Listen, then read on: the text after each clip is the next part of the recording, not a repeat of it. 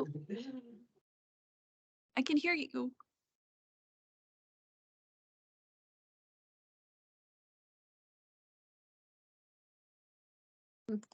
This is staff member Efremov. Can you hear me?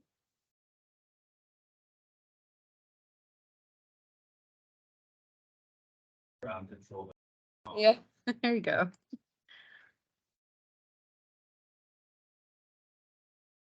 Just on online. Me? Yeah. I could not hear you. There's something in by the. Okay. It's fine. Okay. Yes, so, I thought you got eaten by a shark. yeah. That's a way to go. Not once I get eaten by a shark. Sharks may be getting by the sharks. Easy to let, I love to give this a pass. Okay. All right, so we're gonna wanna go back to the goals, but I think this whole question of, okay, sort of the modulation, goal writing process. And staff member Efremov was talking about some options before we took our break, but I want to kind of capture ideas from board or staff. This is free form, so raise your hand, I'll call on you. But what are some ways that you think or would like to see done that might help continue making the progress, but do it in a way that is more effective? And it could be, not just volume, it could be impact as well.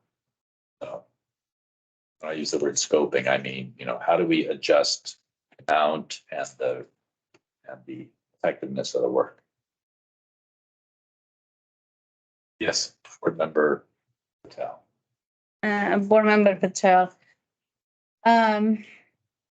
Before we do the rule writing or before it come to the board members, I'm not sure if you're already doing this, but involvement of all the stakeholders.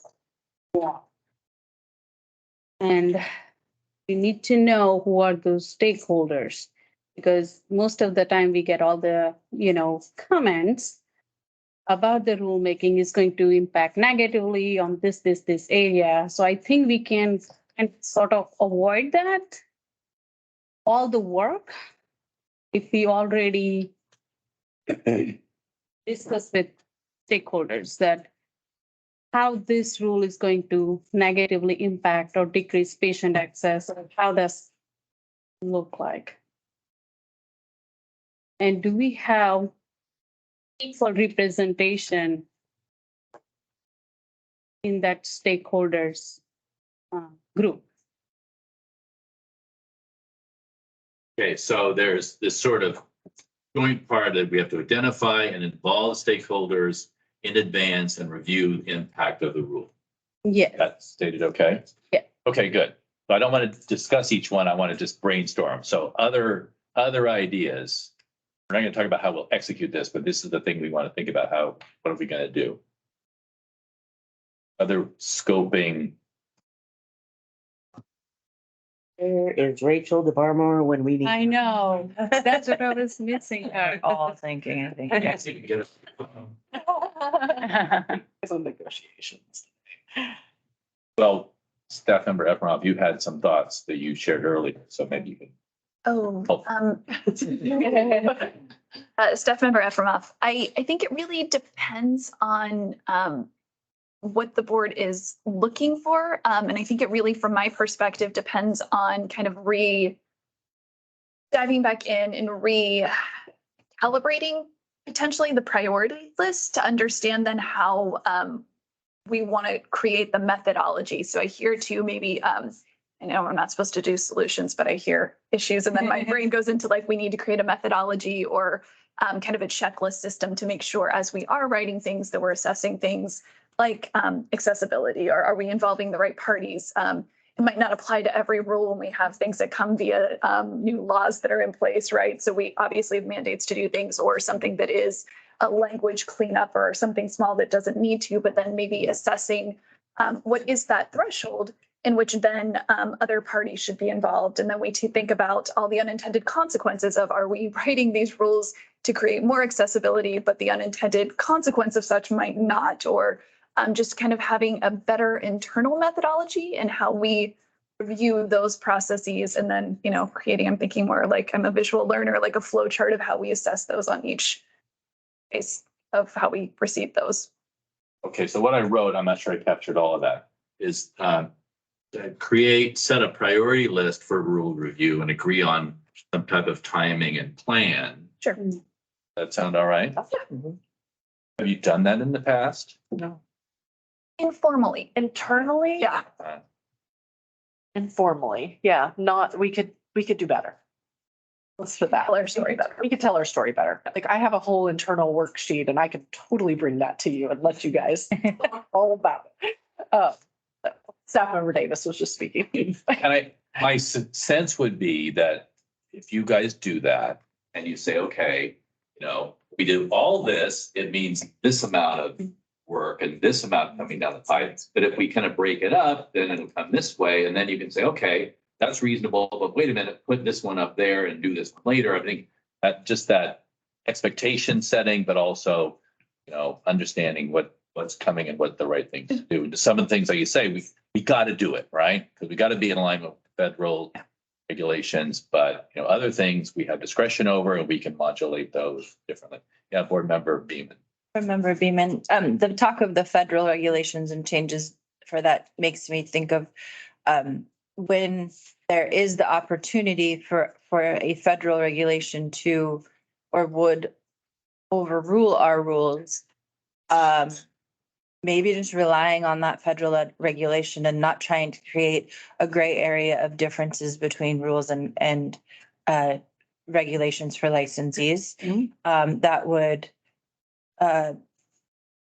maybe we kind of see that with like DEA stuff, for example, and unless there's something glaring is misaligning with other rules or with other statutes, relying a bit more on, and unless it's something, the federal thing isn't something the board agrees with or on or sees needs to see improvements, but relying on leaving it to the feds sometimes when possible, it's so that we aren't as, I'm not going to say that so that there's not a disconnect, because our rules aren't necessarily a disconnect because we're trying to support that federal regulation, but the federal regulations seem to be what the feds are saying is the gold standard. So leaving that as the gold standard and not trying to make one more thing a pharmacist or an outlet has to try to know the nuanced differences between to try to make things as transparent as possible.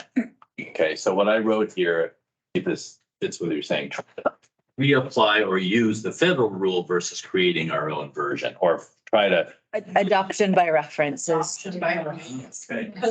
We've done and other things, and with the DEA stuff, we've been doing that. I know there's, especially with, now there's some nuances, but it is I don't want to say easy way, but it's a clear path that we can focus on other things rather than trying to reinvent the wheel of what the feds are already mandating. Yeah, you're saying that it reminds me of very different but parallel situation we're doing with our client, the truck regulation in the Department of Transportation. They register all the companies and the vehicles that are trucks you see out on the highway, and they have their own number. They have to use the Secretary of State's corporation number, and they also is a DOT number that every truck has, posted on the side of the truck. And so they end up using 3 numbering systems, and they have their own data set. And then the feds have the exact same data. So they're trying to realize, wait a minute, why don't we just use the federal database as our database? Why have another database here with all its other different stuff? So they're not there yet, but it's kind of like, oh, we've reinvented the wheel 3 times, which is not good use. So this could be good. And I would try to, because there may be cases where you can't, but certainly it helps to look at where we can apply that. Okay. Good. Other ideas?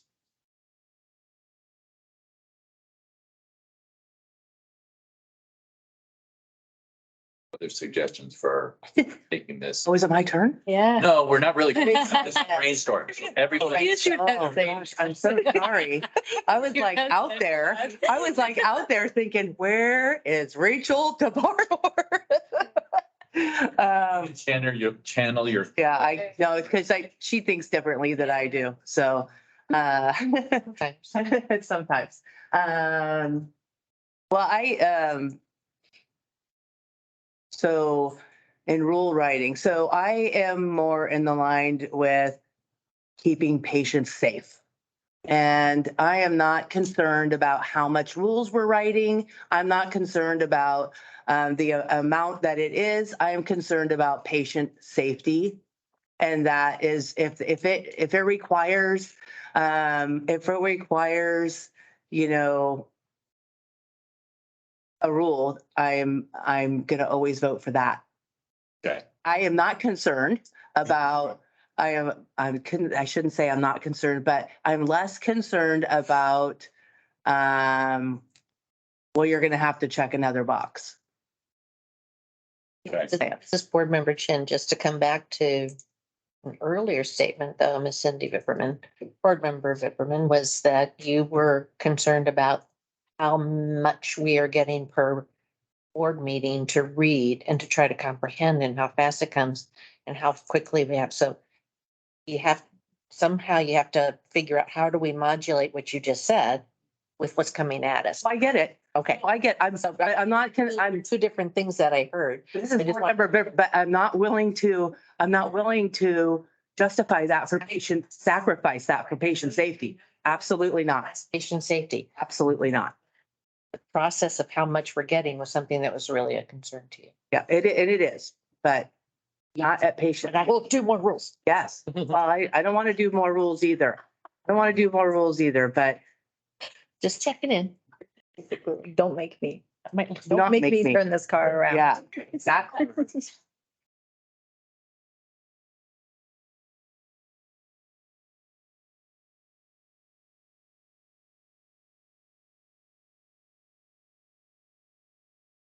Changing it. Yeah. And I agree with that. I agree. So this board member, I do agree with the federal. I mean, if we have a federal rule, Stop my reference. adopt a federal rule. That's an easy out. We don't have to read it. I mean, I read every single thing and then I have to read it again because I don't understand it. And then I have to research it because I am not a pharmacist. I did not go to school for 5 years to learn this.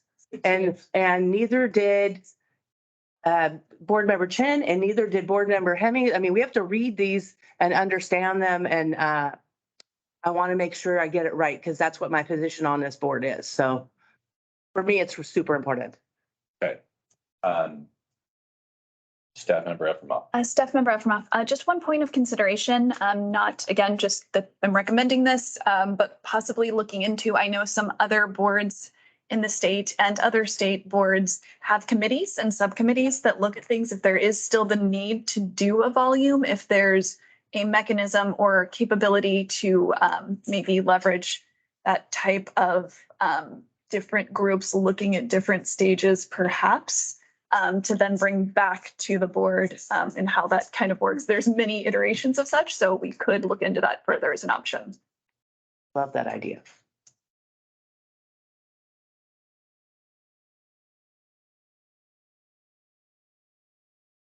That would be board member committees. Yes. For clarification, okay.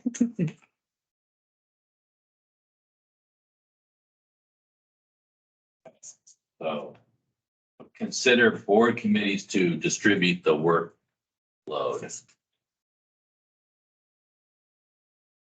I mean, I think one of the things, do you have a comment? Or Go ahead. I was gonna say, I did kind of wonder if there's sort of a volume time, like if we go past 100 pages, you know, maybe. Yeah. It was set sort of a quote, not a quota, that's a bad word. I know. Sort of an upper limit on how many we can review at a time, which may be tough if you've got interrelated rules, but I think it probably can be split up. So is that a a possibility? This is Board Member Chin. What I recall though is that oftentimes we're not reading the whole thing. We're only looking at the highlighted changes. So if you're only looking at the quantity, there's not very much in that particular quantity, you know. In this rule, it's 10 pages, but we're only looking at 2 highlighted things that were changed. You can't really do a quantity on that. Okay, good point. Fine. Yes, Dina. And I think, I don't know if this goes into scope or how, but just how in terms of. Because I heard checking the boxes, which I know I was ranting about yesterday. Looking at what we oversee in rules in terms of the drugs and the places and the safety in that perspective, but not trying to over regulate and overwrite the rules about how an individual pharmacist could practice, to try to rebuild and empower pharmacists with a professional capability, and not, like I said yesterday, checking the boxes as this is how you practice and this is how we tell you to practice, which is kind of feels is a direction we've shifted a little bit. So trying to go in with the lens of here's how you keep drugs safe, and being careful about crossing that line into telling professionals how they can do their practice. And I don't have any better way to verbalize that. I'm sorry. It's being off the cuff. Choose it 3 items on the screen. Chin, with just a procedural question about what a pharmacist does in terms, because I just hear so much about the temperature, the temperature. Right, that's. Is that something, so when you say, here's how to keep drugs safe, how do you take that comment and not have this box that says, if it does this, if it does that, if it does that, how do you professionalize that? I think that's where our discussions come up around each and every. I don't know. I'm just asking this, What we see, maybe that's a rule we want to talk about reassessing. Because there is some judgment in that. In the little text, there is some judgment, but we sometimes overrule that judgment or neglect to give place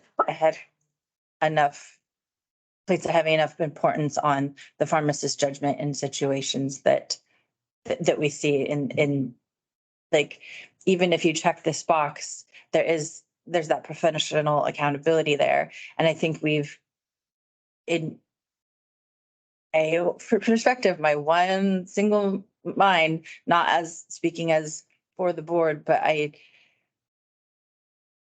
and some of it's from the comments that you've made in other meetings, like in other boards and other professions, it's not this way. And so I think we have to just, at least I'm trying to resolve that by looking at it as, yes, this box is half checked, but the pharmacist justified it this way. And that accounts for something because they can back up that justification, or they didn't even think about it and it was a complete oversight. So there's still that pharmacist accountability and that professional accountability in a lot of the boxes that we currently have in there to check. So, I mean, clearly this is a really tricky topic because, in a lot of cases, it gets right down to looking at the individual rule and trying to say, okay, how do I write this in a way that's appropriate?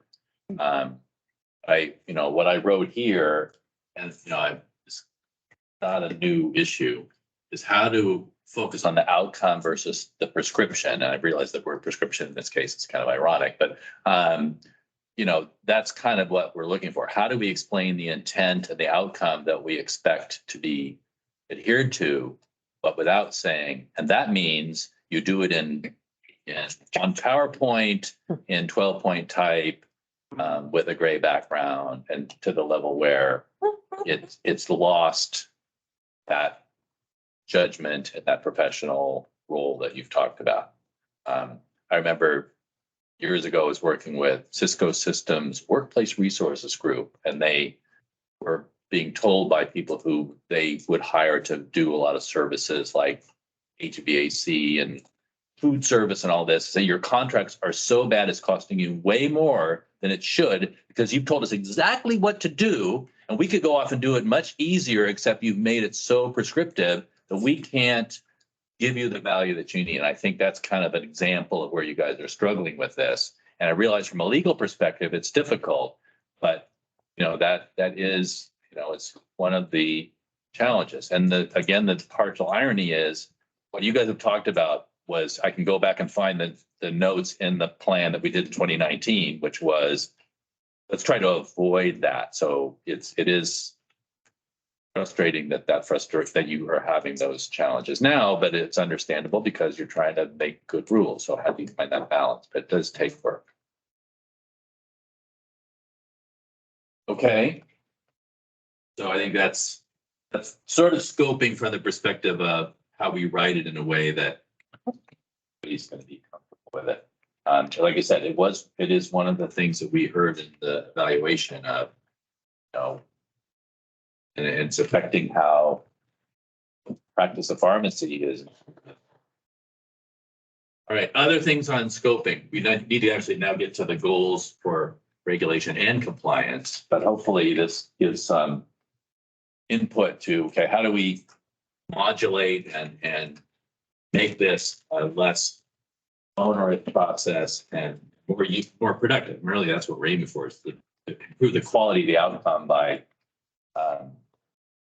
not biting off too much at once. So, anything else? I still can write on here. I'm just getting ahead of that. Okay, so Rachel, so here are the goals that we had. Yeah. I suppose the bottom. Yeah, Yeah. that is. So standing committees is the last thing. So I didn't facilitate this, so I'm not sure if you differentiated between the regulation and compliance categories here. Facilitator voice, they're all kind of interspersed in there. Okay. So I'm sorry. equity, I see effective and efficient communications on new rules, ratios to impact for licensees, public safety maintained by pharmacy ops, clarification from current government role in legislation, search areas where STA. Staff delegated authority. Staff ability to Know that now. guidance, forming and then standing committees. Does it make sense to categorize the goals, into two, like one for regulation, one for compliance? Yes. Yes, okay.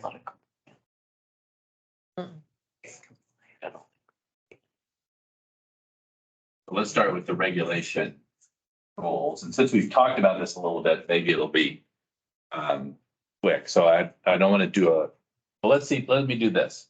Let's do regulation and compliance.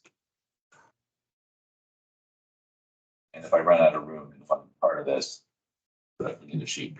And why don't we do the round the table and get you to hear what you think should be priority goals for regulation, priority goals for compliance, either or it gets to you. So why don't we'll go that direction, but we'll start with Board Member Patel.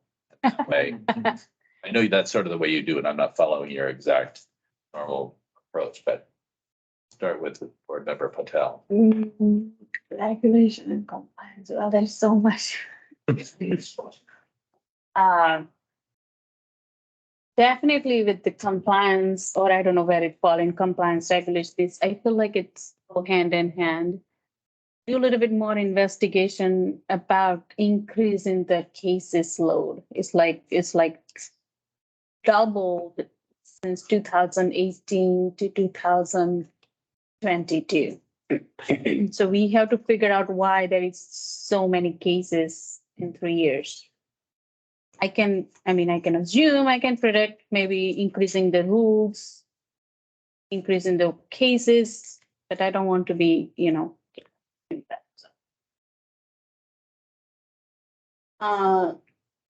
I see there is challenge in the underutilization of kiosk and the lockers.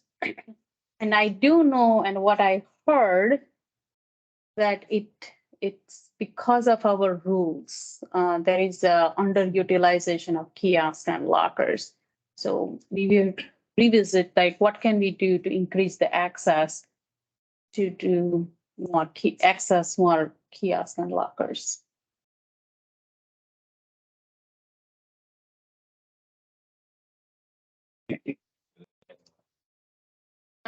For the kiosk and lockers.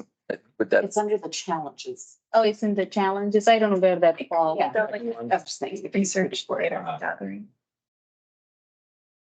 So would that be a goal then? Yeah. And Yeah. can you restate it? Board Member Doyle, I think it would be better fit under regulation if I'm not Okay, mistaken. good. Yeah. Okay. The lockers. Yep, we revise the rules because I think our rules are also part of the barrier for those lockers and kiosks. Okay. So let's see, maybe it should be evaluate. Yeah, evaluate. This. It may be a hypothesis, may turn out and it's not the fair. Yeah. This is where, this kind of ties back into the outlets, right, to the. Yeah. Registrants.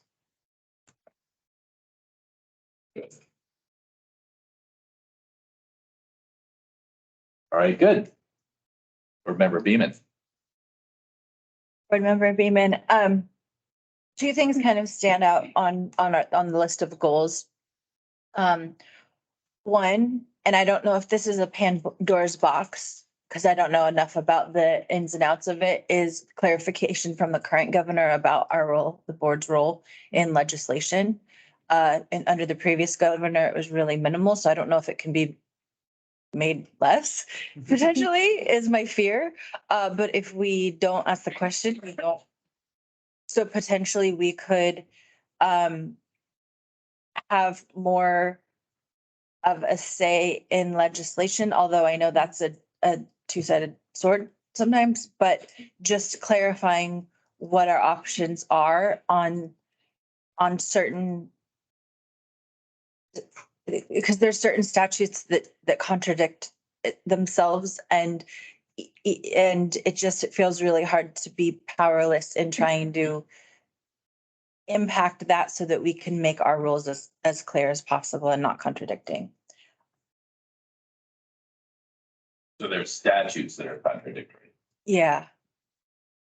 And I say that I make this comment very fearfully because I know if you ask the question, sometimes it can make things worse, and I don't want to do that. But it kind of feels like we're already at a bottom, and maybe we can, because it's a new governor, it's a new outlook. But I think we're just kind of going with the status quo. But if we could be having more of an impact on the legislation that affects the patients and the profession, not that we should, I don't know what, but just having that as an option. And then the other goal is the standing committees at the bottom, meaning having subject matter experts for various areas of rules that we can go back to without having to reopen a whole new work group. And that having those voices, because I don't know the ins and outs of it, and if it would have to be just recalling a work group, but rather than doing a new work group every time and doing that startup of people being comfortable finding their voices, people being comfortable with the process, people being, comfortable with speaking and giving their opinions. It's, having been on a few work groups, it's kind of slow to start. And then meetings are a lot more productive because people have found their voice. And so on certain things, having it, and again, I don't know our requirements, what we can and can't do with that, but having kind of a standing committee of, as Board Member Patel said earlier, hearing voices from stakeholders, because that's who's on the work groups like that. Having that input in a greater amount of rules, but I also understand that work groups and especially RACs have to be very formalized and very, this because of the way we write the rules, but just looking into those avenues to see if there's any potential there for getting more and earlier input from a wider variety of people. Thank you. Okay, so I wrote standing committee / resources, because it could be contact, not necessarily a committee. For input on rules, I think could be other things, but rules, and I include diverse input. Okay. Comment from staff on this? Any like burn on this? I've seen lots of different ways of agencies handling that kind of input process, and some are committees that last for forever. They're basically standing committees. They exist, and year over year they do similar work. So. Staff Member Davis, we've already been discussing this. Uh-huh. Great idea. Good. I mean, it wasn't my idea, but it's. Meeting over. All right, good. Board Member Vipperman. Board Member Vipperman. So I really like the idea of the committees, and I just want to expand and maybe this is what you said, but I didn't quite hear it. But was that we talked about our stakeholders having a say before we start the rules. Mhm. Perhaps that could be used for that. And, just get their opinions and their ideas about it before it actually comes to, and that way we have a stake in that and we know what they think before we're going through this process. And then we do the rulemaking. And then it's like, if you would have asked me before, well, we could have all this ready. It could be a lesser build. So I think that's a great idea. Love that. I love that idea. I also like the idea of finding out what our, to get the clarification from the current governor about our rule and legislation. I think that I've always thought that it would be important for the board to have a say. I know that we don't, but instead of relying on other sources to do that work. According to Executive Director Schnabel, I asked him about this. He said it has been the governor's directive to sort of don't go there when it came to policy related legislation. But we have a new governor. Exactly. And so I think that should be something that we look into and ask, because like someone said earlier, if you don't ask, you don't get the answer. Right. And I'd rather ask and go, no, you can't do that. Right. I was just saying that to say I it's not set in law. Yeah. It's a governor directive. Therefore, yes, it could change. Or you might appeal to like, hey, in this case, because X, Y, Z, can we get a pass on the don't do that? I'm sure there are agencies that are going to the governor or working with their liaisons saying, hey, we really need you to sponsor a bill because we're dying here, right? I don't think just because there's a general guideline that there are exceptions. But you're nodding, you couldn't agree with that? Yeah. And I think that it could help in the rulemaking rather than going this way and then we have to change things and we see it again and again and again. This could help with that. I see that. I could see that where it would have helped with many rules that we have already gone through. Also, something that's not up there is I am I am a proponent for the effective communication of the new rules. So I know this goes under the communication pillar, but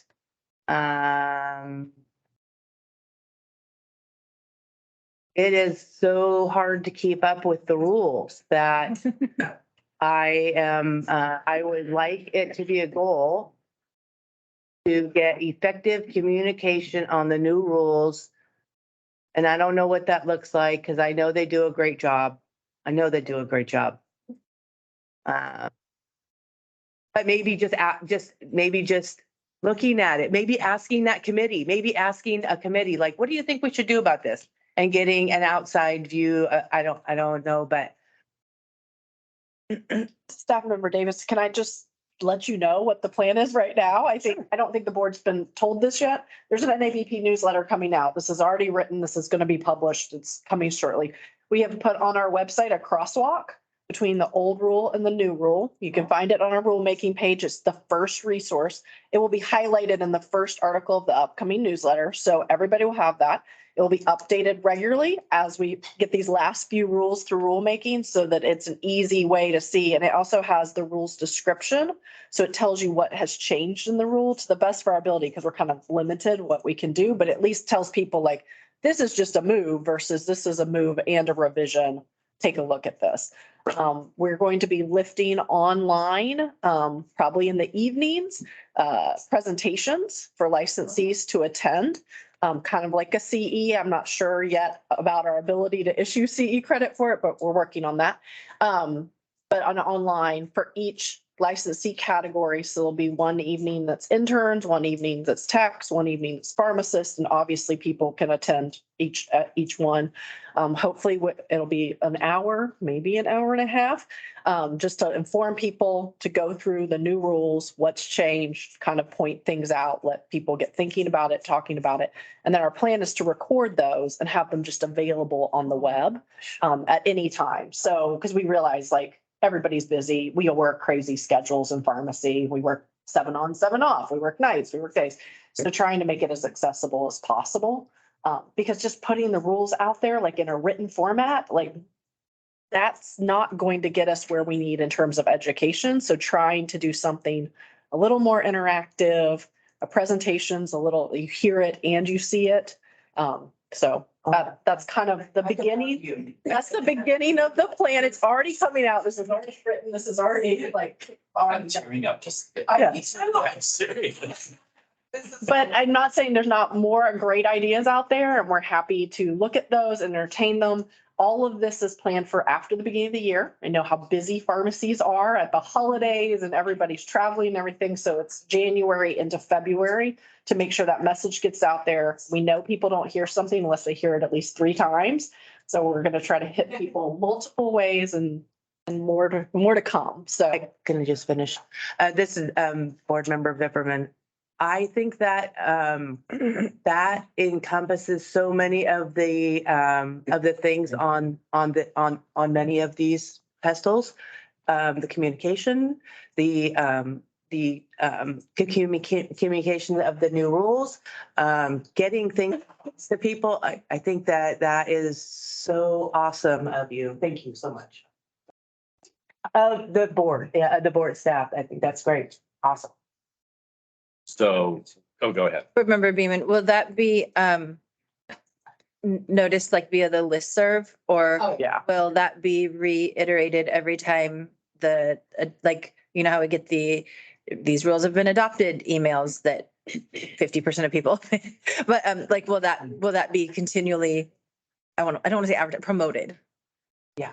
Every way we can, opportunity. Thank you. And we're going to be tired of getting the message. Because I mean, really, Staff Member Davis, really adoption of rules is just, I mean, that's the first step. Yeah. It's everything that comes after that. That's what's really important to our licensees is the communication, the education, them knowing what's changed, being ready for March 1st. So we really want to use that time at the beginning of the year to get the message out. Yay. Staff Member Hennigan. Yes. Staff Member Hennigan, the licensing team, we've also talked about adding something to signatures to say, hey, new rules coming. Oh, yeah, nice. Yeah, we did that with CE. Any application we got, we were like, hey, here's the new rules. So I've written here, explore ways, this was sort of step one, explore ways to enhance communication of new rules. And I've added, assess effectiveness of rule deployment. Parenthesis, plan is explained by staff member David. So really, there is work on this. Now, the thing is, how well is it working? Is it meeting our objectives? How can we improve it on the longer term? I would just say, as you're having this conversation, it's impressing on me how trying to find ways to reduce the routine stuff, not routine, in the agendas, to allow time for these conversations. Because for the past month and a half, I've been listening to this sort of especially from the board members, the frustration that you've had about all this. And here it is like, oh, we're already have all these plans. So the fact that you didn't know this until now is sort of like, wow, maybe if we'd had a 15-minute, like, how are we going to deploy the rules item on the agenda? We might have, not had this, but it made today a much brighter day. So.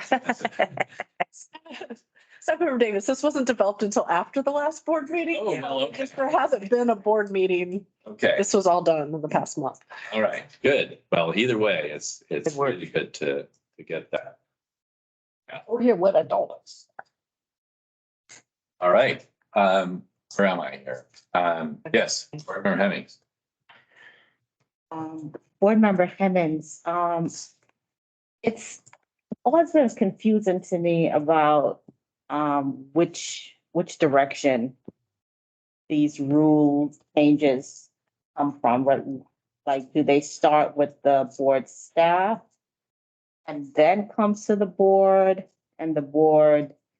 Because that's the way it looks to me, because I may be missing chicken or the egg. I don't know. Or is it the board that says, gives direction to the board staff and says we need to look at these rules? It appears to me, and I may be wrong, that the board staff says to the board, we need to look at these rules. I just wanted to clarify which way it is, or is that the correct way, if there's such a thing, in terms of directional regarding that. So that's one.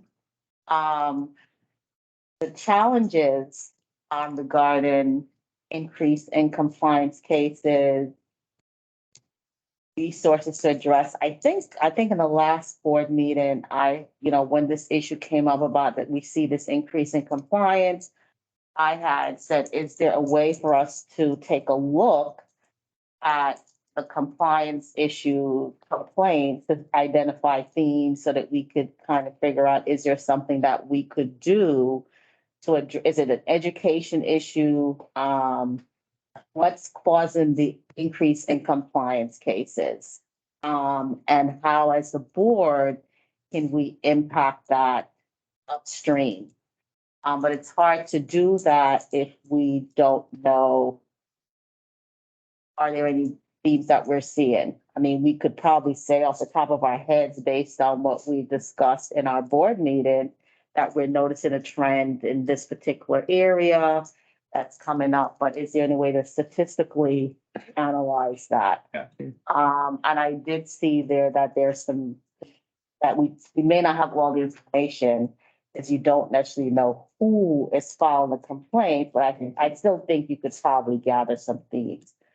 So I think that there needs to be something in the goals, don't ask me how to frame it, regarding identifying themes around compliance complaints, so that we could look at what role we may play in terms of preventing, rather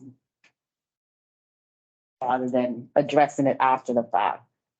And then my other question was just, curiosity in terms of which direction these rules go. Is it board staff to the board members and then the board, whichever, I'm not sure. So maybe we can start with the first question, which is, what is the trigger for the rule revision? So you kind of both had your hands up. One of you want to take that one. Okay, and I'll Why do don't we that, let- because I write rules. board member, board member. It's those two, right? That's what I want to clarify before you start. So keep in mind in your response that there is a difference between what should actually happen and what actually happens. So there's perception and then there's actually what should happen. So I think we should in terms of the rule trigger, I think staff member Davis can talk about that. You can talk about the cases. Sure. Is that okay? So, Staff Member Davis, the rules you've been seeing are mostly driven off the strategic plan.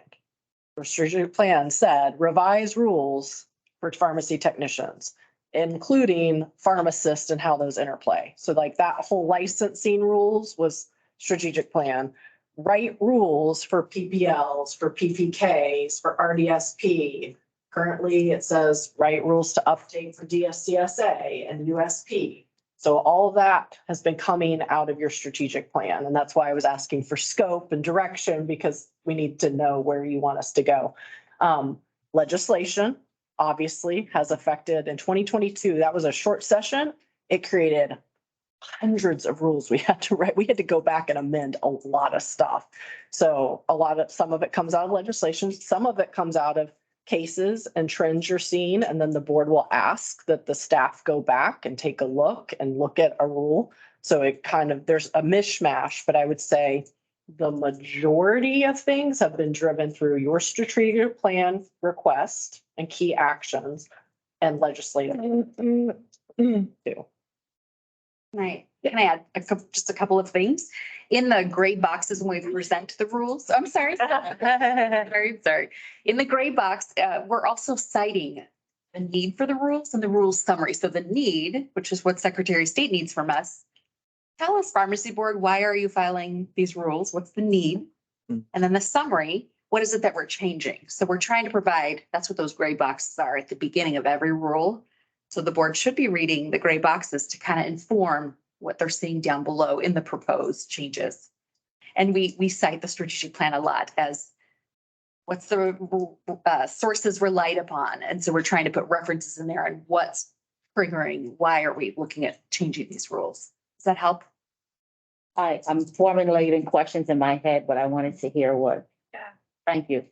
Staff member Efremov. So I think maybe zooming out a little bit too, to kind of understand big picture. And as we talk a lot about these things, the time it takes to implement requests, right? So there might have been requests from board members before you were on the board that we query a list and keep adding on as time is appropriate, as priorities change. So there is always that kind of parking lot of policies and issues that have been identified by board members, by the public, by other federal rule law changes that are happening. So there's a myriad of ways, and it definitely is both board members and staff, but understanding that board utilizing staff as the conduit to bring things to your attention, right? So there might be something that is an issue or a concern. We bring that forth via policy discussion, or sometimes it's easier to have a draft rule and have that policy discussion. There's been many times that there have been draft rules brought forth that maybe didn't pass or didn't go further because maybe it wasn't the right time to, or were asked to put those on pause and relook at those another time. We also have a parking lot of rules too related to things we know that we need to revisit. So it might not be as easily visible as we have board members change, priorities change. So it's kind of staff trying to carry all of those variety of things to make sure we're informing the board and that we're meeting today's board's requests, but also ensuring that there is that continuity of ensuring clarity, communication, and appropriate regulations, right? Did you want to pause and ask other questions about that, or did you want to dive into kind of the compliance I component? said there is what actually there's perception, right? And then there's what's the procedural that's written. Yeah. And my perception is that I don't necessarily know which direction these rule changes are coming from, Okay. right? Whether it's from board staff to the board, well, it seems more from the board staff. now it appears that there may be other feeders into the board staff decisions around, you know, whether or not a rule needs to be changed or added, such as a strategic plan, legislative changes. But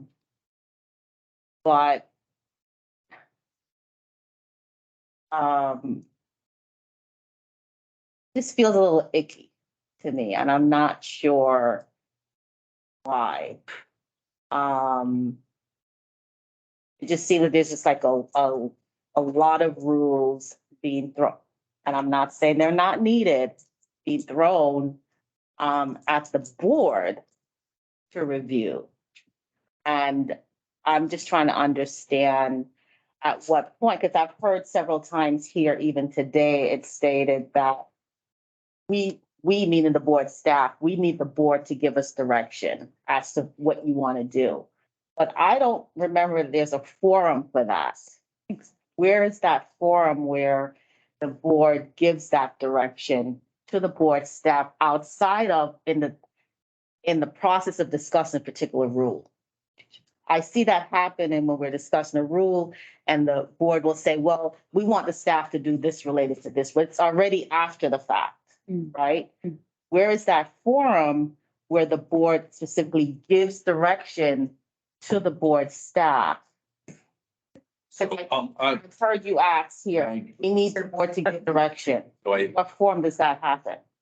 So I think Board Member Hemmings is part of the cycle of coming into the board with, you know, a 2-year kind of cycle of strategic planning. It's really these meetings, especially these 2-day meetings that we're involved in now, which is where that communication, where that direction had been provided to the staff. But Board Member Hemmings, but we're not talking about specific rules here in this meeting. We're doing a very broad plan, strategic planning. We're not sitting here saying, okay, well, you know what, this rule, we want the board staff to take a look at it. So I'm still asking, where is that forum? Whereas the board gives that direction to the board staff. I haven't experienced it, maybe because I haven't been here long enough. This is Staff Member Efremov. Do you want to speak? Thanks to Director Fox. I haven't been here, so I have no context, but I would just say in theory, anytime the board meets at any of your meetings, you can give staff that direction. So most of it, yes, it'll happen in strategic planning meeting, but like your December meeting, if there's something that you want staff to investigate, to look at, to bring back at the following meeting in February, you can give that direction at the December meeting or whatever subsequent meeting there is. But anytime that you all are meeting together, you can give that direction. Thank you, Board Member Hemming. I can only speak to what has happened. I have not seen that as an opportunity. Never. Because our meetings seem to be very scripted. Yep. It's planned, the agenda is planned, and there's no deviation from it. I'm just saying what my perception is and what I have experienced being on this board. So I don't know where that would fit in. I agree that that's how it probably should be, but I don't know, maybe I'm missing something where that is. Board Member Patel had her hand up for a while first. I agree. I echo whatever Board Member Hemming says. You are right. I never understood where the direction go, whether board of staff to board members to board of staff. I agree with the strategic planning meeting too, but the thing of it is like, yes, we don't discuss the rule, like for example, prohibited practice for pharmacists, right? Like where that come from? Like, did we discuss in the 2 years ago, like in strategic planning meeting that we are going to put like pharmacists can diagnosed and all other things? We don't know that. I agree. We never ever have a chance in our agenda is so packed that we only allowed to come in for 3 minutes. And by God forbid, if you go more than 3 minutes, right? You can get in trouble. So with that said, like we don't have in the agenda item that this is 5 minutes for any board member wants to give direction to board of staff. I agree. Every time I read that gray box in the rulemaking, I do. And sometimes I don't agree whatever say in the gray box because it says particular rule about CDTM and CPA says like it's not going to be impact the marginalized population. Well, I wholeheartedly disagree because the way we are writing those rules, CDTM, CPA, it will affect the federally qualified health center, which is going to be impact underserved and marginalized population. So we need more clarity on that one too, that if we are going to give a direction, then we should have some time or forum in the agenda item, you know, to express our, even just the 5 minutes to express our concern and give direction. We don't have that. Okay, Board Member Beaman, thank you. I just want to offer a quick historical perspective. You haven't seen it. The meetings and the agendas in your time on the board have been, as Board Member Patel just referenced, jam-packed. We used to have more opportunities for it when the bulk of rules coming through wasn't, I mean, there's meetings, how many meetings have we had rules? How many times have we read rules that we haven't talked about yet? And so because the meetings are so full, both with compliance and with rules, the opportunity has gotten pushed back for, unless it's pertaining to rules we're talking about, giving that directive.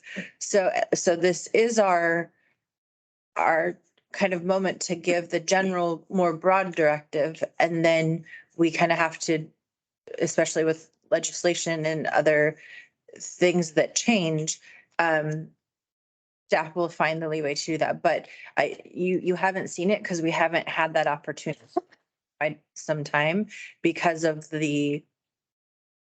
I think a lot of it started with when we had to transition to going completely remote back in 2020 even, because of time management with those meetings, the technical difficulties, the transparency to licensees trying to listen in. So I think a lot of other challenges prompt the opportunity for us. I mean, it used to be we would go around robin and board members would give updates on and if there's anything kind of related to what they were doing or what they were focusing on, if they went to a conference or anything like that. Staff members, we still get those updates sometimes, but a lot of times they're overshadowed by cases and compliance and rules and cases and rules and cases and rules. And so it's probably very frustrating for you as a board member because it feels like our voices have kind of been I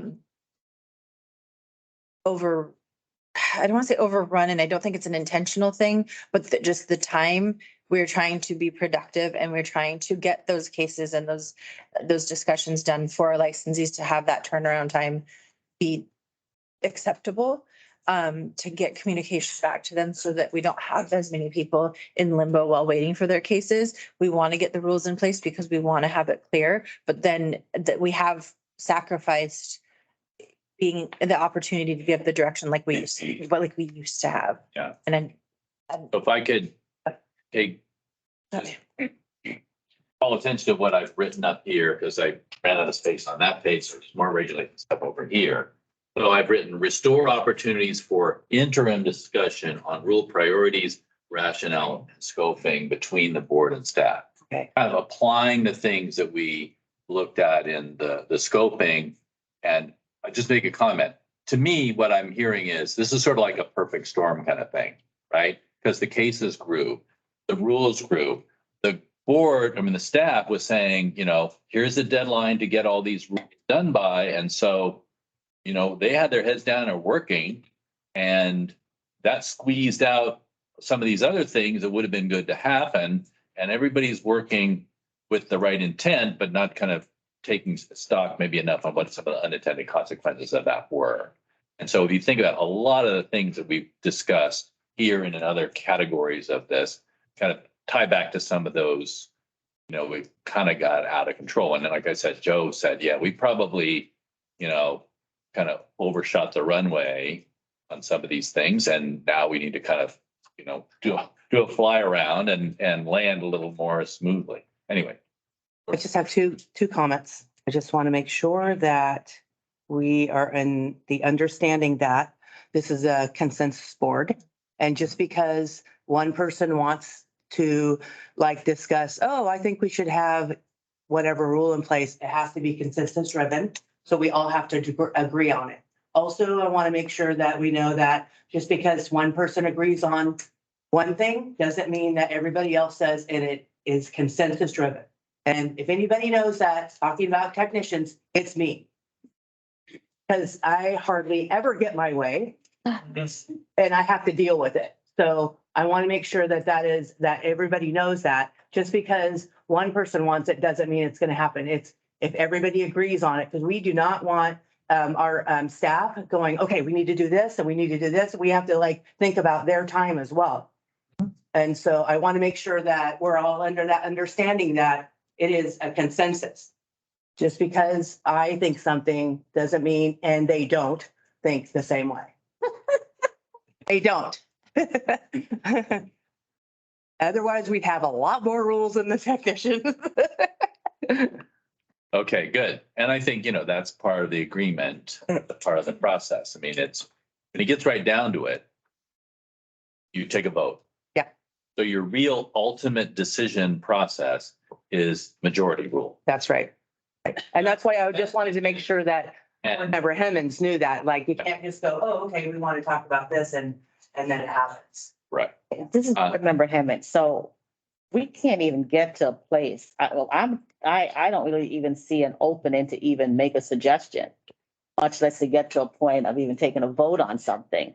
Because I don't see a forum where anyone can bring up anything that's not on that cookie cut agenda that we have. Well, that's when you go to your board president and you talk to them about it and they bring it to they say, okay, it's going to be in the agenda. That's how that works. And I believe that was. Is that a new procedure? No. That's always been. But that was not informed, but this is board member Patel, but that was not informed when I come on board. Oh, I'm pretty sure it's in the, You must be pretty sure, but it was not in my thing. Hands again, so you're saying. Am I a liar? No. Something that we would like to bring up, related to a rule or compliance, and we would like, it goes to the board president, and then it's up to the board president to decide whether or not to put it on the agenda. Okay. Yeah. Okay, let's see. Let me go with Executive Director Fox first. I'll Tell me that, and yield to the. that'd be great. Yeah. Board Member Doyle, It's in the, the packets.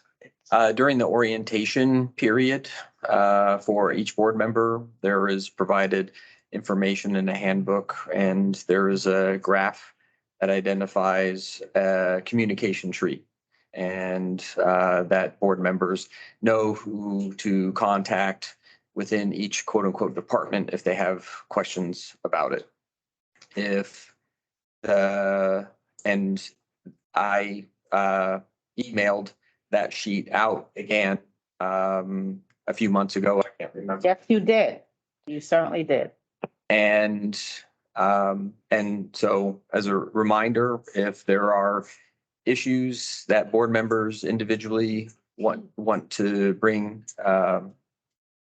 up, then bring those issues to Director Fox and whoever your board president is. And they will be addressed, the discussion will begin at that point. There are rules and regulations for how board members can talk to each other about policy, et cetera. And as I'll speak from my experience, being on the board for the last 3 years,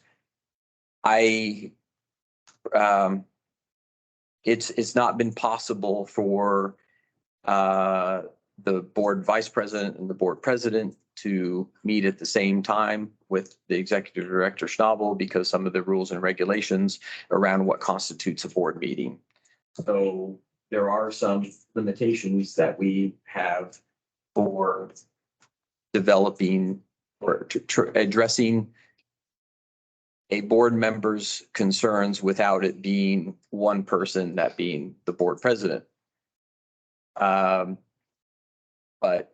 I want to, I personally want to engender a situation where we have faith and trust in whoever that board president is to make sure that those issues are addressed. And in being board president right now, it would be my responsibility to communicate back to the board why or why not things that were brought to me and Executive Director Fox did or did not make it on the agenda.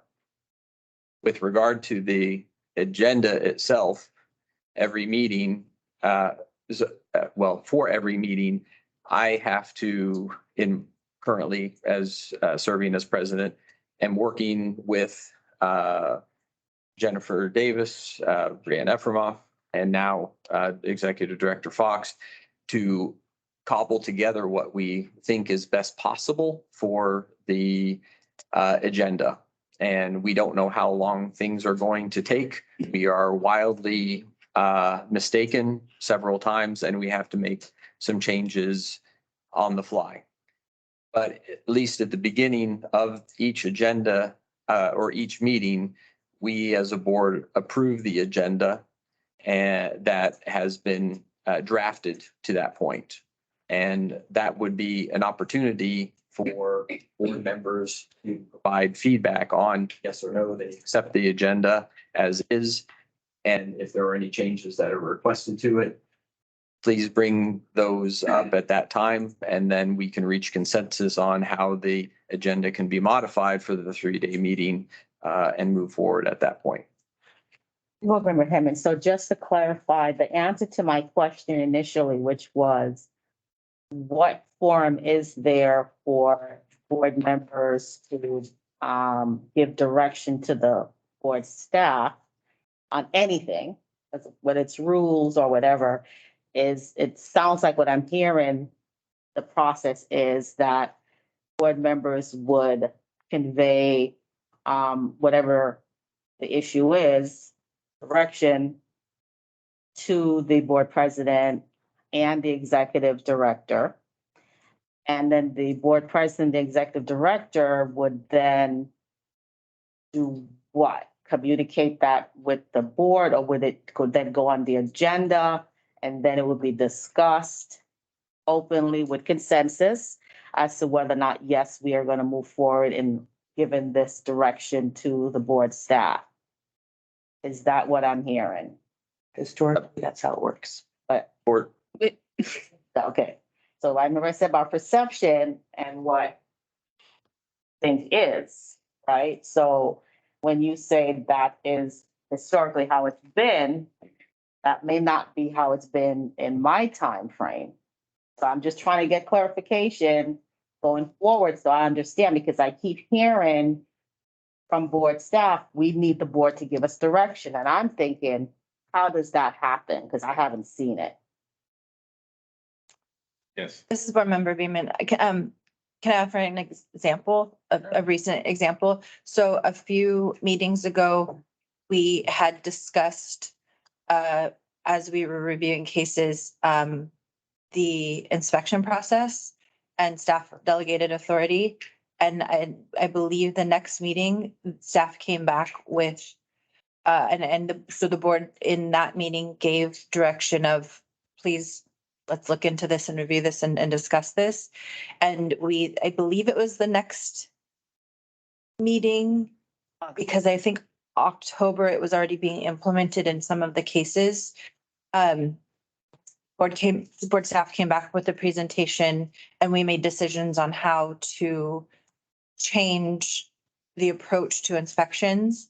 And we voted on that as being a new process so that to try to streamline turnaround times and whatnot for licensees. So that came up just kind of organically in the meeting. So things can come up that way and the turnaround time is there. But if it's a new topic, it has traditionally gone through the president but I don't, that hasn't happened in your time here. But that is an example of how we did, when we're able to give direction and get a resolution of that just recently, like within this year. Board Member Hemmons, yes, I see that happens often. I guess I just keep hearing that there's this concern about how many rules are being written, if put forward, how many rules are being given. That's the word I keep hearing, being given to the board to review. So that's why I'm saying, well, which direction are we coming from? If the board is saying that we keep getting these rules, it's just too many, and why are there so many rules? And a lot of what's happening in the real world with pharmacy is that there are too many rules. But isn't the board the entity that determines that? And if so, why are we then complaining about it if we're the one asking about it. I'm confused. And none of this actually answer my question, because I hear this every time, right? So if we're the ones that's giving directions to the board staff, why are we then complaining that there's too many? Because I don't think that's what's happening. I think it's the other way around. But This is Board Member Beaman again. And so thinking back to the 2019 strategic plan and like we talked about, and our pillars were previously technicians was a pillar. The technician rules was a directive we gave staff that we wanted to dive into and look at and reevaluate. That opened the door to pharmacist and interns as well. So those 3 items were so intertwined, they had to kind of go together.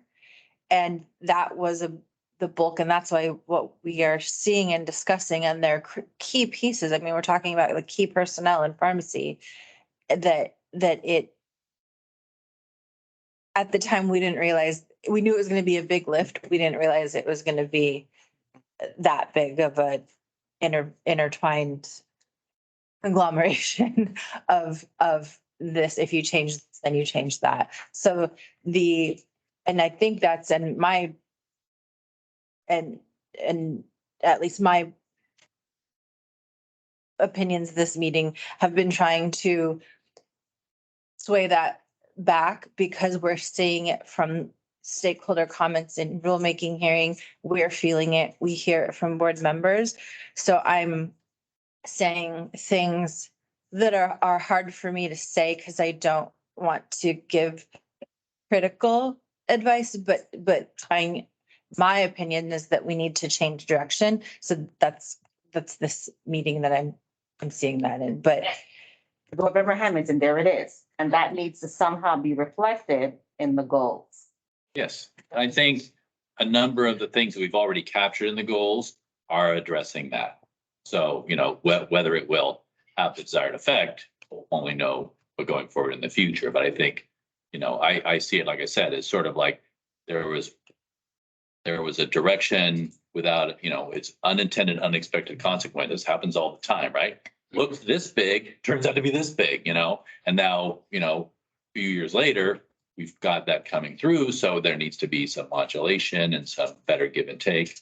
I think a lot of these things are kind of tied together. But it was not like ill intent or someone not trying to do the right thing. It was just, it's become kind of these things have come together. And like I said, the agenda gets so crowded that some of the things you're talking about in terms of, that's why I said, restore the opportunities to have some of these conversations, as opposed to, oh, we can't because 20 more rules we got to look at or 50 more cases. You've got to find a way to manage the crowdedness of the agenda. So I think you've observed very well what's going on, and it's yeah.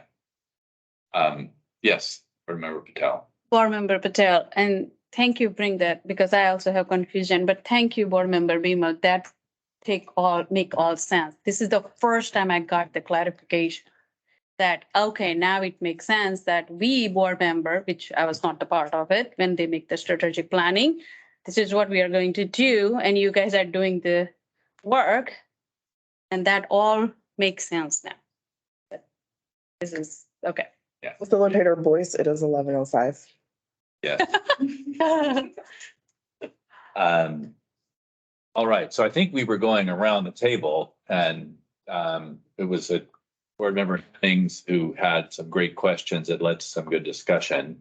So I was gonna go back and let board member Hall add her comments on regulation and compliance unless there's any other, yes. Staff member Efremov, I thought there was one other point I didn't want to miss too, that Oh, board member please. Hemmings regarding data and collecting data. I didn't want to take up any more time. No, I think it's important things. So- Do you want to restate it or do you? Well, it was about the number of cases. So she was asking about this. I guess I could share a little bit of info because I thought there was a little bit of a question too, right? And how we gather data and from the compliance perspective. And I guess part of what, I guess as compliance staff, I would be asking the board to help us to identify too, as we talk about priorities and we talk about all the time limited staff and limited technology and resources, helping us focus on what are the data points that you need to be able to make informed decisions. So when you talk about understanding case numbers, we talked a little bit trying to prepare for this meeting, and it looks like we'll do some more research and provide information at another board meeting potentially about numbers, but maybe holding a placeholder. This will make a little bit of a pitch, even though I'm trying not to have an opinion. It would be nice to have direction from the board on helping us determine how we set up our data gathering system, because we're having some opportunities with a vendor potentially to expand and have different capabilities. So knowing how we categorize sources, so you understand where complaints come from better. I would actually also advocate for not just understanding where the complaints come from, but what are the complaints, right? So understanding what are the potential violations, which then we could assess what is the issue with that violation. Is it that we haven't had good outreach in communicating to certain parties to understand how to be compliant? Or is it that the rule needs to be relooked at? So like all of what's being collected, kind of what all of the work of writing the rules and then how all of the data related to cases are occurring are very much intertwined. That would help kind of, they need to be more intertwined maybe instead of disconnected, and how the board can then regularly assess. But again, data out is only as good as data in. So putting kind of a placeholder in for future conversations for that. And I'm sorry, it's not a great answer to your question, but we can go back and do more research to kind of dive deeper if that's the will of the board. Board Member Hemmings, I think that's great. That's exactly what I was hoping for. But now, once again, I go back to my previous question is, you just said you need board direction on this. My next question is, in what form does that board direction occur? I think that's here, right? What is the majority? I think the board direction can be only so specific. The major direction was that I've written here, and I think this is correct, to continue, and I say continue because I hold in my hand a 3-page note that Bree wrote all about our staff member Efremov of looking through the data on cases, which he did since your last meeting. And so, you know, they've started to delve into it. So continue analyzing the causes for growth in the number of cases and look for opportunities to address, just as she was saying, you know, is it people are tripping up because they don't understand the rule? Are there, you know, we know about issues with safe practices that could be causing issues. So, you know, it's not just about reducing the number of cases. It's, you know, making sure we're promoting the safe practice pharmacy.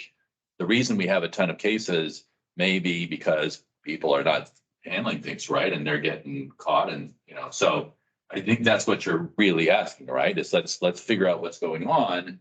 But other than figure out what's going on, I don't think any of you would know what the causes are yet. You need a chance to see what the This analysis is new. provides. We haven't. Right. It was from the last meeting, and I guess there was a request to delve deeper, my understanding. Member Efremov, maybe just a procedural question, and I'm not sure if maybe this is your question too, like asking on, so things that are put on the list, then this is the direction. If you write it on the pad, then staff is going to look into it more and get further direction, but this is the direction we're getting from you. I'm sorry, I'm saying direction a lot here. We're getting the direction from the board to be directed to look into further and then present to you to get more direction, if that makes sense. Is that kind of the process? Yeah, I mean, Okay. you know, it sounds silly, but yeah, you know, we've got a big question. Give us some preliminary answers to those big questions. And when we start to break that down, we can say, oh, over here, we see an issue. We really need to attack that. This other stuff we have nothing to do with. So it's the give and take of problem solving, basically. We got a big problem or a big concern. We need to kind of analyze it. And then you and the board together can look at, okay, what are actions we could potentially take? And, you know, part of it might be just to lighten the agenda load, right? Some of them might be actually to address issues in the practice of pharmacy or how people are doing their work that we need to better enforce or, you know, God forbid, change a rule, that kind of thing. So I think that's part of the give and take. Then the other piece I just want to mention, when you talk about the system, you know, the measurement system design, just a suggestion. I think what you need to do is present some options to the board. Sure. Yeah, because, you know, how do you want your data presented? It's a little bit of a blank slate, but we don't have it. Yeah. And I have a quick statement about that. Also, it's how the regulation plays into the cases, depending on what the rules look like at the time that the case was brought forth to the board, right? So these pharmacist rules, these technician rules, the new divisions aren't effective until March 1st. So there isn't going to be data on those rules yet because they haven't gone live, right? So we have to kind of remember, yes, we did adopt a lot of rules, but we staggered their effective dates. So some of that data will be staggered. That makes sense. And I think just from my perspective, Stefan Breffermoff, it's more of creating a methodology and put in place so that there's the continuous like data gathering that could be pulled at any point. Right, in time. 6 months worth of data or 12 months, like we have to figure out the metrics piece of it. Right. Okay. So. Board Member Hall. Board Member Hall, I appreciate Member Hemming's questions. I haven't been to a compliance case or meeting yet, but I'm surprised that we don't have that kind of information. So I do look forward to trying to get more information about the cases, and so we can try to figure that out. And then I also can't remember what we wrote down up there at the top, but I think it's from Board Member Patel and Board Member Beeman's comments. I appreciate all that. I agree. I don't really have anything else to add. So short and sweet for me. Okay, very good. And Board Member Chin. Board Member Chin, it's been really great conversation. Appreciate all of the input, and I don't have anything to add, but I do want to say that I have been appreciative of what we have accomplished through. I mean, there has been a lot of compliance cases, but the compliance team has also worked with trying to make it easier into buckets so that it's, you know, I just think that they've made it easier for us to try to sort stuff out. When they did when President Doyle did it on the board, but now they're just doing it automatically on a sheet so that we don't have to spend all that having somebody write it on the board. I think that the numbers is a different thing than the work of each meeting, trying to make it easier for us to digest it and to process it and to do justice to the licensees to get their cases done. Thank you. Very good. Well.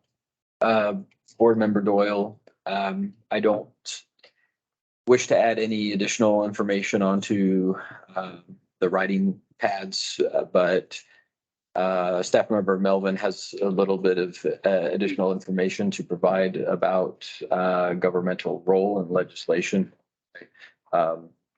Executive Director Fox. Staff Member Melvin. Staff Member Melvin, I just, on the clarified governor's guidance on board role in legislation.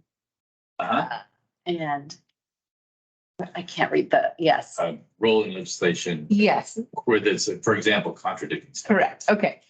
and because Executive Director Fox is brand new, he hasn't gone through legislative session with us yet as an agency. So the staff legislative director and the governor's office do provide guidance to the executive director and the agency before session starts. So there is guidance that they do provide. So it sounds like there was a question that there wasn't. And I'm sorry. Yes, and Executive Director Fox, and a lot of the conversation on how the boards and commission, how agencies interact with the legislature to get items passed into law or laws that commission agencies are looking. There are some meetings over the next couple of weeks. I know we have a meeting next week with the legislative director and other members of DAS. We have our small agency and board commission meetings coming up. We have the entire state agency meetings coming up as well. And a lot of the conversations may form organically out of that, that we may be able to provide and get a little bit more clarity on, is this a carryover from the last governor on stay off, don't interact, or governor's office may leverage her advisors and the advisor that we have to this board to engage on what that looks like. I don't know. I can't provide it to you. Just 10 days in, I'm still learning systems, people, understanding direction, because one of the other things is, as your executive director, I not only report to you, I report to DAS CEO Barry Leslie, and then also the governor's office. And so I'm taking directives from a three-legged horse, if you will. Not calling you guys a horse or anything. Loud and clear. Be very clear on that. But it's trying to understand how to leverage, and what I'm hearing you all talk about, and then the conversations with DAS and the COO and the direction that I put from her and her team, and then the engagement I'm gonna have with the governor's office and her advisors. So it's a lot of moving pieces and parts, but hopefully over the next few months, as we get into the legislative process time, we'll have a better understanding on what that engagement will look like for all agencies.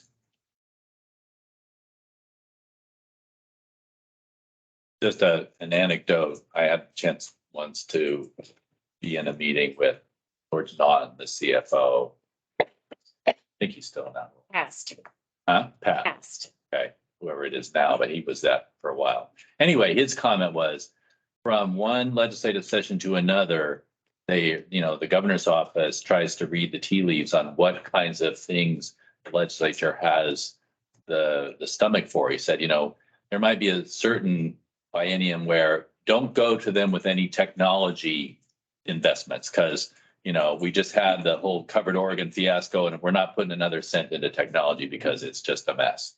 And then there might be another time where, AI, let's invest in technology. So, the legislature's it kind of, has different mindsets. And so you kind of have to think strategically.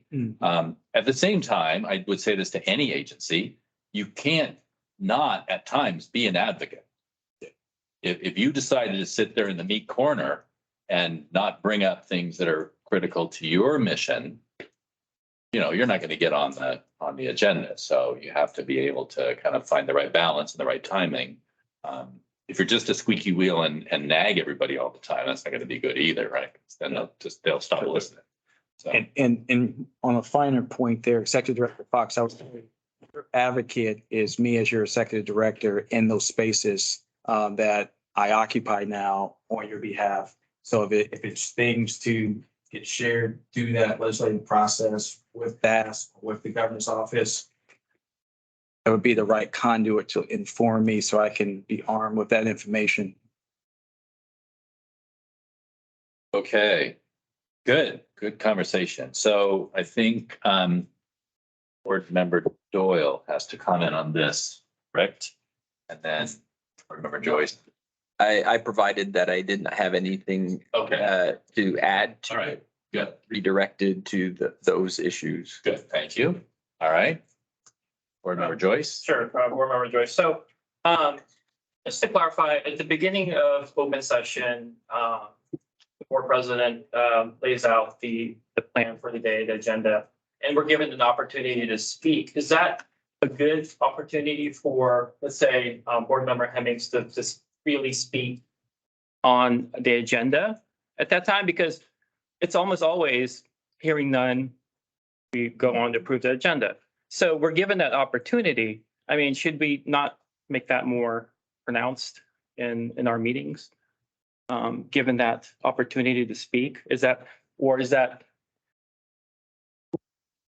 within the rules, is that okay to discuss openly, freely, to discuss issues, right? Okay, I mean, I just wanted to put that out there because no one ever says anything given that opportunity to speak. I think that's your point to say, can we add something to the agenda? Yes. Not to begin on the topic, is to say, I would like to tap the agenda. I think that's correct, right? When you were asking for the, yeah. They could, Yeah, like someone might say, this is Joanna Tucker Davis. Yes. Someone might say, I'd like to add X to the agenda, and then the board can discuss, oh, well, maybe we need to take Y off the agenda if we're going to have X, right? So, but that would be the point where you're deciding here's the agenda, and then you vote on it, yeah. Okay. Yeah. Board Member Patel. Board Member Patel.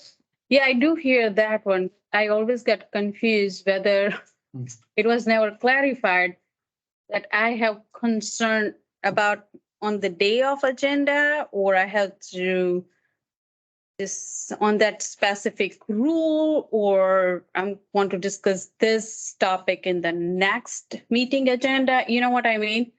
And everyone is going with the flow, so I never understood. I never maybe I didn't receive, or maybe I didn't even ask the clarification. I don't even know what is that subjective. Like, do you have any concern? Do you want to say anything? We just say no, because I don't know what topic. You know what I mean? Like, set today, next agenda, it's about the rule. Because so many times I get shut down, like, oh, no, that's the different topic. You don't talk right now, you have to. So sometimes I was like, okay, so better I just don't say anything, just go with the flow. I mean, oftentimes we don't even get a chance to discuss all the rules we wanted to discuss, like for technicians, I got pushed back several times. Yeah. The compounding rules were 3 meetings ago, I believe. Yes. And we still haven't touched that. I mean, I'm glad that, there's 797, 795 there as a default. And there's always, the federal defaults and the ISMP defaults. But, we have a role as a board to address, safety practice for Oregonians.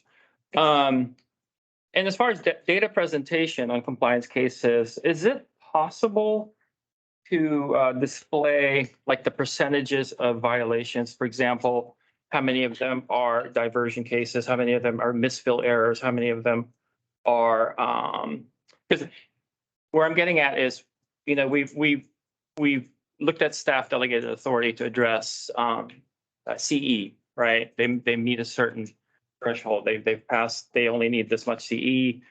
We created the staff delegated authority to act on that or to stratify that. But in terms of displaying the cases, is there a way to display the number of cases that fit a certain description? Like temperature violations are 15% of the violations.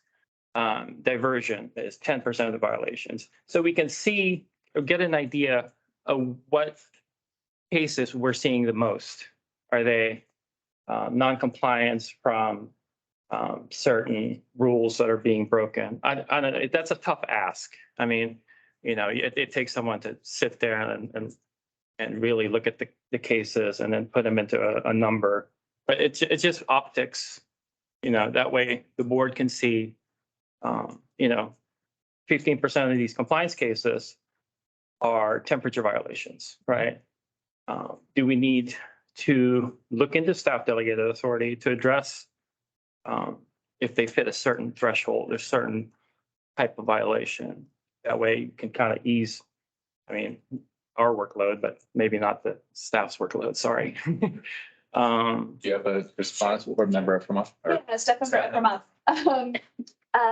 Point of clarification, we totally do track some of that. I think again, devil's in the details, right? So something might be a cold drug storage plus a this, right? Like Right. there's several violations that potentially are in each one and how you look at that data. And it can be, I look at Chief Compliance Officer Ball, because we've done this for years, and how to try to align or triage and not spend a significant amount of time in doing that. But I think there's ways that we could try to, again, context and bumpers of knowing like what that data is and not over extrapolating out what that data means or is. There's a way that we could do some format of that. But again, I think that goes into maybe a little bit of the operations discussion too, trying to prioritize the need. And then really understanding what we're trying to use that data for, right? The ask that is at that time. Right, yeah, but I mean, like, if we were able to see the number of cases that are, for example, the temperature violations, I mean, they seem to fit a certain mold, you know, they're not following manufacturer standards or whatnot, or then we can look into staff delegated authority for more types of cases. So just to lower the caseload for us to review, because I mean, a lot of the, you know, most of the cases are unique, and we do look at them individually and consider all factors and mitigating circumstances. But there are some that are just almost cut and paste type, like the CE type. You know, you're missing a certain amount of CE, and that was appropriate for us to address that with staff delegated authority. So I'm looking to expand that staff delegated authority to more types of cases, if we can see the types of cases in a pie chart or so whatnot. Staff member from up, I apologize. Just one point of clarification too, just clarity to the public and everything too. The staff delegated authority form, it allows staff to do things, direction from the board, but when it comes to cases, it's going to be in what format are you seeing them? Staff will not be deliberating or issuing any action. It would just be the mechanism of how it is organized and provided to the board for the board to review. Appreciate it. Thank you. So what I've written up here, and we actually talked about it before, but I thought it's good to add that. So this was, you know, analysis of the data, but this is about ongoing, and what I call it is a dashboard. So review options for a case dashboard that you would record to the board. I didn't add that, but you need to think what, why, and when. Sure. And the tricky part is, you know, today it's CE, next week it's something else.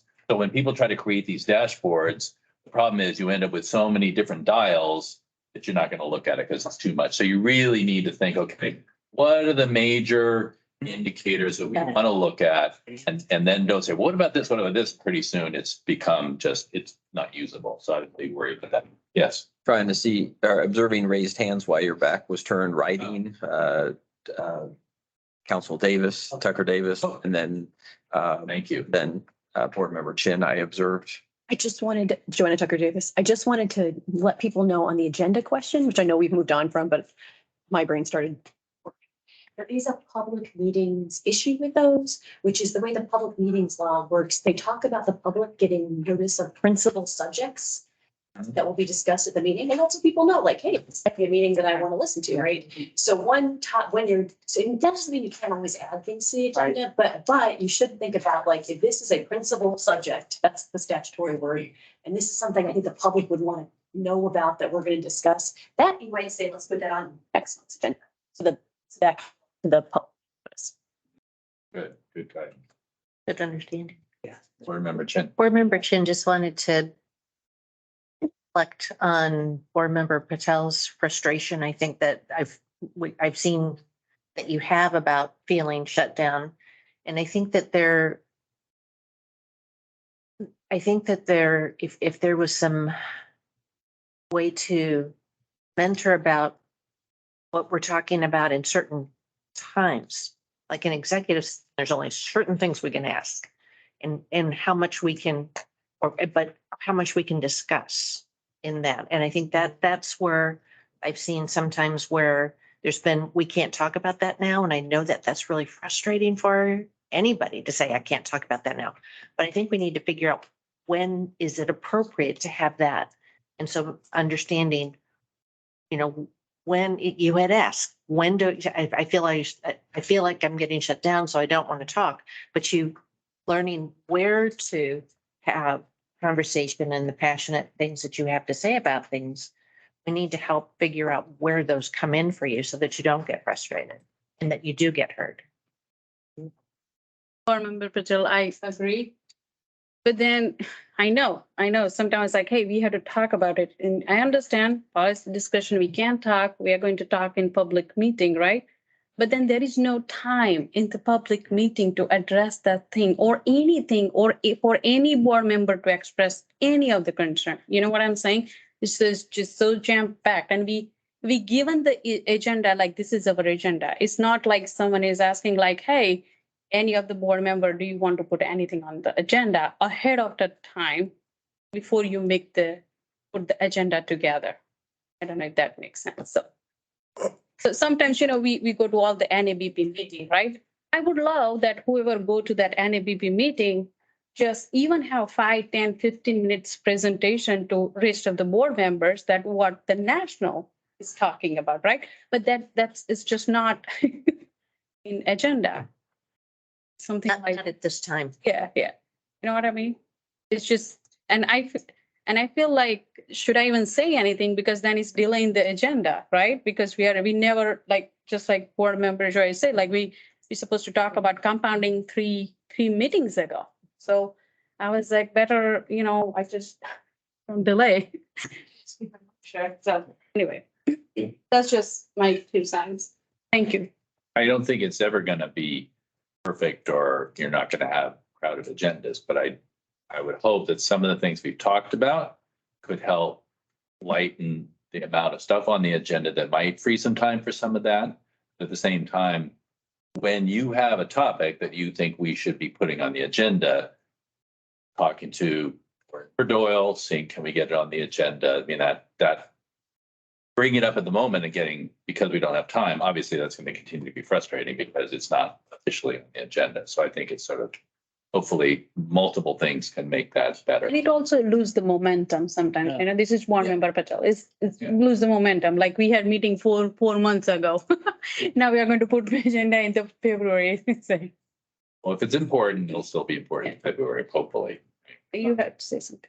Oh, so just one final comment. Yes. So for example, let's say someone is passionate about a PIC grace period, right?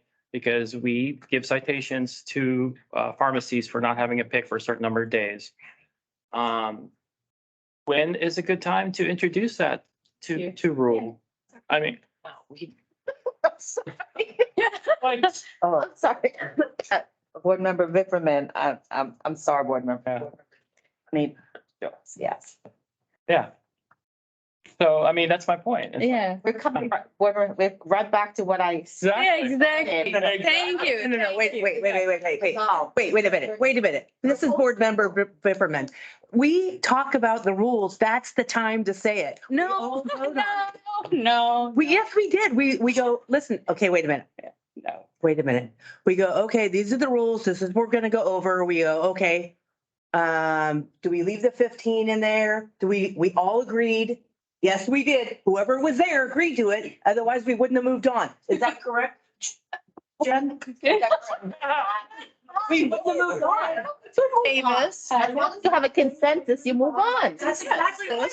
Not unanimity. Okay. It's consensus, and Yes. those rules are in rulemaking. Yes. And you just discuss them, and you'll have another opportunity to discuss them at the December meeting. So What do you mean we don't discuss them? That's the time to discuss them. Everybody gets around, Robin. Everybody gets a say. Board Member Evans, Board Member Vipperman, I'm not disagreeing with you. What I'm saying is the fact that we're back to where we were, an hour ago. My statement tells us there is something that's still there that's not resolved. Yeah. That's It's what, not resolved for 2 people. It is resolved for the other 7. What are those 2 people? Whatever, I'm just saying. I'm just saying. Are you kidding? I'm the 2 people. I want this rule and nobody agrees with me, so it moves on. That's how it works. okay. Believe me, I would have a lot more rules than the technicians if I could. And everybody doesn't agree with me. It's true. Everybody knows it's true. No, I'm just saying that obviously, so are you saying that even in this discussion right now, the fact that there are probably 3 of us, we're saying that we don't seem to have a forum or space to bring in, that falls under your consensus rules too? Yes. Oh, This is a consensus-driven board. so If 4 people don't agree and 5 people do agree, we're going with the degree. Am I wrong here? You're not. I've been on the board for 7.5 years. I agree with you. It is. It's one of the comments. I agree with what you're saying, but within this discussion that we're having here, the consensus issue shouldn't even apply No, because we're simply, right. discussion. We're just discussing. Okay, right. But you were saying, okay, when is that time is? That time is when we're discussing that rule. There was a time with the PIC, just as he was saying, this is the rule, let's discuss it. 5 people said, I'm just guessing. 5 people said, nope, let's leave it like that. 4 people said, I think there's 9 people. 4 people said, no, let's change it. We go with consensus always. And believe me, I understand the frustration because I was the person that nobody wanted to agree with. For years, this has been me. Okay, years. I'm sorry. I'm sorry. It's surely not a consensus, it's really majority. Sorry. Ideally, consensus is that once the vote is taken, you have agreed to accept it. Right. Begrudgingly as it may be. Begrudgingly. Yes. It's me. But you support it. Now, I'm sure my faithfully friend. I think it was board member Joyce asked the question of when do we talk about that? Yeah. I think, and so the answer to that is, it seems like at the time that you're discussing that rule in the meeting on the planned agenda to discuss that rule, correct? But that is So does that, a problem though. Can I yes, say, Staff Member Melvin, we used to have a section towards the end of the agenda that you see come kind of in and out depending on the time, called board reports, where each individual board member had an opportunity to say they attended an ABP or whatever they wanted to talk about. And then staff would do that. Unfortunately, with the agenda and the rules discussion, not being able to get through all of the rules, like Board Member Doyle stated, sometimes you guys have to pivot and we have to bypass some of those things on the agenda. Thank you. In that main facilitator voice, it is 11:40, and I think we should probably take a break. yes. Yep. Just, staff member Afremov, just one observation. I hear, I guess what I'm hearing from the conversation and maybe again, operationalizing and trying to have everyone's voice be heard and understanding that obviously people are going to have strong opinions about certain things and that might not be what the majority of the board wants. So that's not how direction is given to implement rules or rules to go live. But within that, making sure that we are clear at what the opportunities are to talk, maybe what we could have a parking lot that is more transparent of all the policy requests that we have internally already. Maybe there's a way that we could share that more readily so that other board members can see, okay, I see these are all on the list. And maybe you want to keep PIC gaps on the list forever, even though perhaps there were decisions made to have rules changed, but maybe revisited in 5 years or however, so that everybody's voice can be heard and you can see that transparency of that tracking mechanism. And then second fold, obviously, recommunicating and doubling down on orientation to add clarity into what is the right mechanism to ask for policy discussions and to communicate with the executive director and the board president and how meetings are handled. Like, I think there's we can do better in providing some clarity on those processes. Board Member Hemmons, I see board members pin hand up, but I just want to say that this needs to go on the communications. Oh, yeah. Yes, at the next topic. So I'm gonna make a note. We'll bring that up. And there's probably some of this that can go in operations too, in terms of managing the board. So, Just, board members. just a quick, the board member, Chen, I'm following up on board staff, Eppermuff. I don't know where the parking lot items live. I remember where they lived in another life. It would be a great thing to have a transparency board, but it also would be a good part of the strategic plan that we do every year. What do we need to mark off of the parking lot? What do we need to move up on the parking lot? What do we need? What do we do on the? So I think updating the parking lot, each strategic plan, even if it's just the review, that should be part of it possibly, would be my suggestion. You want to restripe the parking lot. Yes. Restripe the. So, our main hard time deadline is public comment at 1 o'clock. I'd like to go through operations before lunch. So we may carve lunch down to more like 35 minutes, but let's take a 5-minute break now, 5 to 7. Then we'll come back and we'll talk about operations. We have operations and communications. So we're behind, but actually in a way, we're still in. Can't. shitty time. So reconvene at 11:49. Seven. So-